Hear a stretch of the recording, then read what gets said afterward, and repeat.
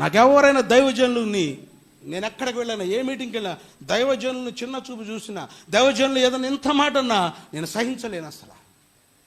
ఇదిగో తెలుసా, కరోనా వచ్చింది, నాకు అనిపించింది ఇదిగో ఈ దైవజనులు రోషము కలిగి జీవించిన దైవజనులు, ఇక్కడ ఉన్న దైవజనులు ఎవరి దగ్గరికి వెళ్ళి అమ్మ కరోనా వచ్చింది, నాకు కొంచెం ఇబ్బందిగా ఉందని ఎవరు కూడా అడగడానికి వీలేదని ఏం చేశాను తెలుసా?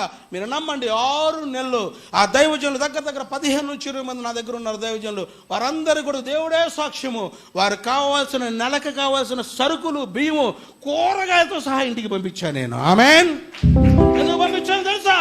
రోషము కలిగిన దైవజనులు వారు ఎవరి దగ్గరికి వెళ్ళి చెయ్యి దాచకూడదు, నాకు ఇది లేదు ఇక్కడ అని. అందరూ ప్రార్థన పెట్టద్దు, మీటింగ్లు పెట్టద్దు, మందిరాలు ఆపేయండి అన్నారు. నేను అనుకున్నాను, నా తండ్రి ఇగో ఈ దైవజనులు గొప్ప దైవజనులు, వీళ్ళు ఎవరి దగ్గరికి వెళ్ళి ఇదిగో నాకు ఇవాళ లేదు అని అనటానికి వీలేదని. ఒక పాస్టర్ అయితే అన్న వద్దన్న, ఇంటికి ఎవరు పంపించమాకన్న, పరిస్థితులు బాగాలేదంటే తమ్ముడు నువ్వు రాకపోయినా పర్లేదు, నేను ఇంటికి పంపిస్తానని ఆ మూటలు తీసుకెళ్ళి ఇంటికి వెళ్ళి వాళ్ళు ఎవరో కూడా తెలుసు డోర్ల ముందు పెట్టి వచ్చేసాము. హల్లెలూయా, హల్లెలూయా.